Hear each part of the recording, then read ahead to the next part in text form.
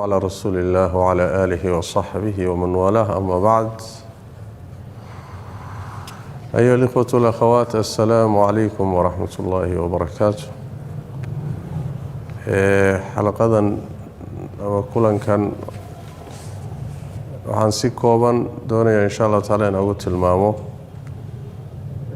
zakatul fitriga ama dagarasoonka ahkaamtiisa nagoon ku dheeraanayna si kooban u tilmaami doona.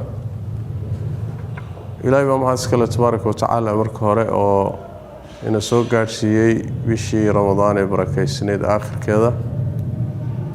maanta oo khamiisa waxaan soomanahay 28 berri inay ku dhamaataa dhici karaysa 29 oo sabtida ay noqoto ciid. waxaa kaloo dhici karaysa inaynu soddonka buuxino oo ay ciidu noqoto markaasi maalinka axadda mid ay noqotoba waqtigan waxaa laynoo jideeyey laba camal ayaa soo kordhay bisha dhammaadkeeda. camalka hore ama shaqada hore waxa weeyaan zakatul fitriga ama dagarasoonka iyo bixintiisa. ka labaadna waxa weeye salaada ciida oo waliba hadda duruuftan istinaa'iga ku soo hagaagay. midda hore oo zakatul fitriga ama dagarasoonka saan ogsoonahay waa shay waa zako oo jirka bini aadamka ka go'da. nabiguna sallallahu alayhi wa alihi wasallam uu farad yeelo waajib ka dhigay sida xadiidka Abdullah ibn Umar saxiixaynka ku yimid oo nabigu ku sheegay sallallahu alayhi wasallam wuxuu leeyahay nabigu wuxuu farad yeelay zakatul fitriga ama waajib yeelay saac oo timir ah ama saac cunto ah ama saac shaciira oo nabigu ku waajibiyay sallallahu alayhi wasallam ruux kastoo muslim ah hadduu waryar yahay, hadduu weyn yahay, hadduu addoon yahay, hadduu xor yahay, hadduu lab yahay, hadduu dhadig yahay, nabigu ku waajibiyay sallallahu alayhi wasallam. marka xukunkeeda waa waajib waana farad laazim ah oo ruuxa muslimka looga baahan yahay. waxaa sharti ah inuu ruuxaasi kari karo, awoodi karo inuu bixiyo raashinkaas. waxayna culimadu ku qeexaan ama ku dabdiyaan inuu ruuxu heli karo habeenka ciidda iyo maalinkeeda wax ka siyaadsan inuu heli karo haysto. waxaa ka siyaadsan hadday qadarkii zakatul fitriga gaadhayaana uu bixin, hadday ka yar yihiinna intuu heli karo unbuu kolba bixin. intaa unbaa laazim ku noqonaysa isagu inuu iska bixiyo way ruuxu. dadka uu mas-uulka ka yahay ee nafaqadooda iyo masruufkooda isaga ay waajibka ku tahayna waa inuu ka bixiyo ayaa laazimku oo waajib ku ah. zakada waxaa loo jideeyey xikmadda ku jirta. nabiga tilmaamay sallallahu alayhi wasallam wuxuu yidhi tuhratun lis-saa'imi min al-lagwi wal-rafath wa tu'matun lil-masaakiin. ruuxii soomanaa oo ramadaan soo soomay soonkiisa qasab waxbaa galay, hadal xun hadday tahay, ficil xun hadduu yahay, dembiyo waxbaa qasay oo dhex galay. bini aadan baynu nahay. marka wixii galay soonkaagii oo ama dhaqan xumo ah ama hadal xumo ah ayay sakadani dagarasoonkan ka wadnaaye ayay ka daahirinaysaa. soonkii bay daahirinaysaa. ruuxii soomanaa waxyaalihii ka dhacay bay ka daahirinaysaa. midda labaadna waxa weeye nabigu wuxuu sallallahu alayhi wasallam masaakiintana quud bay u tahay oo maalinka dadku wada faraxsan yihiin ayaa la doonayaa in masaakiintu ay faraxa ka qayb galaan oo baahidooda la daboolo oo gacanta loo taago oo laga saaro faqriga iyo baahida laga saaro mujtamaca wax haysta inay ka mid noqdaan. iyadana waa maqsadkii ujeedada labaad ee loogu talagalay weeye. zakatul fitriga sida xadiista nabiga ku imaanaysa sallallahu alayhi wasallam waxa waajibaya la bixinayo waa cunto, waa saac ama suus cunto weeye sida xadiista ku timid nabiga waqtigiisana sallallahu alayhi wasallam saasay ahayd suuskaasi cuntada ah iyaga waagii nabiga sallallahu alayhi wasallam waqtigiisa saxaabada cuntadii ay markaa iyagu cuni jireen bay ku bixin jireen ama timir ha noqoto ama ha noqoto heeda baashila shaciirta ama ha noqdo zabiibka ama caano la fadhiisiyo aqit la yiraahdo ha noqdo wixii markaa iyaga cunto u ahaa bay ku bixin jireen halkaas culimadu waxay ka soo qaateen waxay yiraahdeen yaani ghaalibu quutil balad bay dhahaan magaalada iyo dalka marka aad joogteed sakada ku bixinayso cuntada lagu cuno ee u badan cuntooyinka laga cuno ayaa lagu bixinayaa qadarka la bixinayana waa ka nabigu sallallahu alayhi wasallam wuxuu ku sheegay saac ku sheegay saaca waa sidii koobo oo kale waa shay wax lagu beegi jiray waaye miisaan ma ahayn raashimada lama miisaami jirin laakiin yani markaas deegaanka isaga ka hadlaynaa yani waa beeg hal beeg waaye laakiin miisaan marka loo bedelay marka culimadu qaar 2 kiilo badh qaar 3 kiilo waxbay gaarsiinayaan adiga waxa way waa 4 cantoobo oo gacanta lagu qaaday haddana lagu qaaday haddana lagu qaaday haddana lagu qaaday 4 jeer oo saas oo kale ah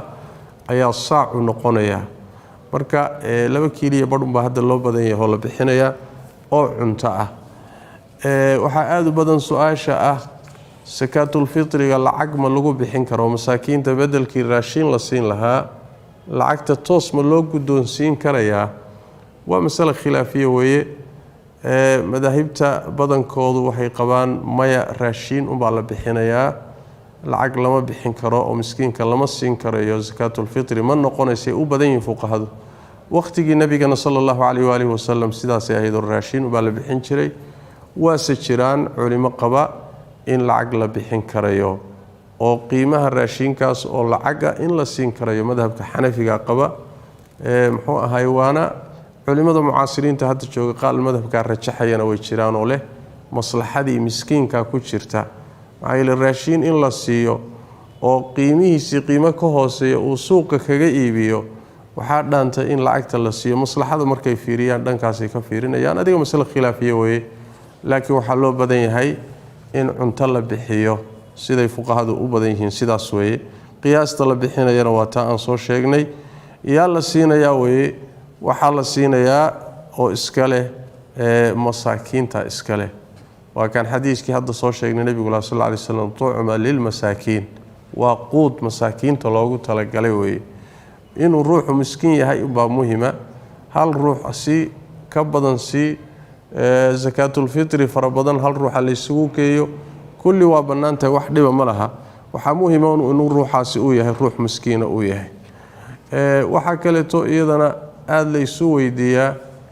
meesha ruuxa bixinaya uu joogo meel aan ahayn ma ku bixin karaa iyaduna waa jawaabtu wahaa cid kale waa u wakiilan kartaa oo meel kale to oodan joogin waa laga bixin karaa ehelkaagii carruurtaada oo ka maqan adigu meesha joogto waad ku bixin kartaa meesha iyagu joogaana waa lagu bixin karayaa mushkila male khaasatan haday xaaji iyo maslaxa keento iyadana waxa way wax dhiba ma laha goorma la bixinaya waqtigeeda waqtigu wax weeyaan inta aan salaada ciida la tukanin ayaa la doonayaa in la bixiyo maalinka ciida maalin ka hor ama 2 bari ka horna waa la sii bixin karaa hadda maanta 28 baan joognaa haday bishu 30 ku dhamaanayso bari oo jumco ah iyo sabtida la bixin kara la sii bixin karaya haday bishu 29 ku dhamaatana maanta oo 28 iyo 29 waa la sii bixin karaya waxay ku fadli badan tahay in la bixiyo subaxda ciida ah intaan salaada ciida la tukanin walow ay ciriiri tahay oo hadda iyo duruufahan jira iyo kala xirxidhnaantan cudurku keenay ay aad u adag tahay ruuxu inuu maalinkaasi subaxda hore intaan salaada la tukanin inay adkaata laga yaabo inuu masaakiintii iyo raashinkii iyo isla helo sidaas daraadeed intay ka dib dhici lahayd waqtiga hore sii bixi oo qaas ahaan duruuftan hadda in haysatiyo kala xirxidhnaanta waxa yani aynu qaadanaynaa insha Allah taala inaan 29 kaba sii bixino oo bari oo kale to jumcada oo kale in waa la bilaabi karaa iyo waa la sii bixin karaa waxaa laga taxadari inaysan kadib dhicin salaada ciida ah salaada ciida hadday kadib dhacdo nabigu wuxuu ku sheegay sallallahu alayhi wasallam marka inuu sadaqaadka kamida ay tahay ayna zakadii dagarasoonka ahayd ee jirka ka go'aysay marka inaysan ahayn sadaqa min as-sadaqat laysat min az-zakati fi shay sakama aha markaas saas daraadeed inaan salaada intaadan tukanin ku dadaal insha Allah ta'ala inaad zakatul fitrigaaga bixiso oo aad gaarsiiso masaakiinta gaarsiiso dadka meelaha qurbadaha jira oo wadamadaasi aan masaakiin raashin qaadata aynan jirin ku nooli ayaga xilli hore inay lacagaha soo diraan oo dad si wakiishaan oo si taxadaraan oo si tababushaystaan baa iyaga loo baahan yahay si ayna waqtigoodii uga dibdhicin zakatul fitrigu iyo waajibkaasi gudashadiisa ilaahay tabaaraka wa tacaala haynaga aqbalo ilaahayna tabaaraka wa tacaala soonkeena iyo sadaqaadkeena iyo cibaadaadkeena dhammaan ilaahay tabaaraka wa tacaala kuwa maqbuul Allah ka dhigo ajir buuxa oo dhameystiran ilaahay tabaaraka wa tacaala haynaga siiyo intaasi oo kooban ayaan jeclaystay inaan ka idhaahdo zakatul fitriga iyo khaasatan duruuftan hadda taagan هذا بالله التوفيق وصلى الله وسلم وبارك على نبينا محمد وعلى آله وصحبه وسلم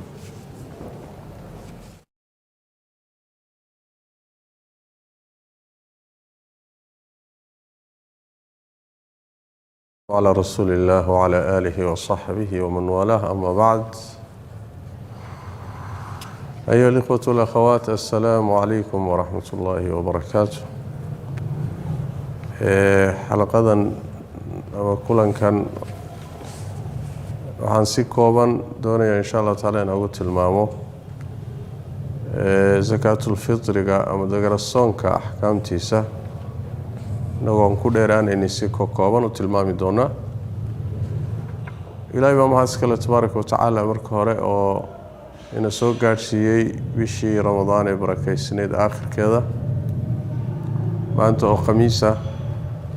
waxaan soo marnahay 28 berri inay ku dhamaataa dhici karaysa 29 oo sabtida ay noqoto ciid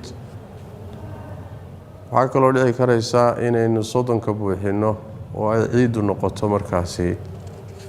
maalinka axada mid ay noqotoba waqtigan waxaa laynoo jideeyay laba camal ayaa soo kordhay bisha dhamaadkeeda camalka hore ama shaqada hore waxa weeyaan zakatul fitriga ama dagarasoonka iyo bixintiisa ka labaadna waxa weeye salaada ciida oo waliba hadda duruuftan istinaa'iga ku soo hagaagay mid hore oo zakatul fitriga ama dagarasoonka saan ogsoonahay waa shay waa zako oo jirka bini aadamka ka go'da nabiguna sallallahu alayhi wa alihi wasallam oo farad yeelo waajib ka dhigay sida xadiidka Abdullah ibn Umar saxiixaynka ku yimid oo nabigu ku sheegay sallallahu alayhi wasallam wuxuu leeyahay nabigu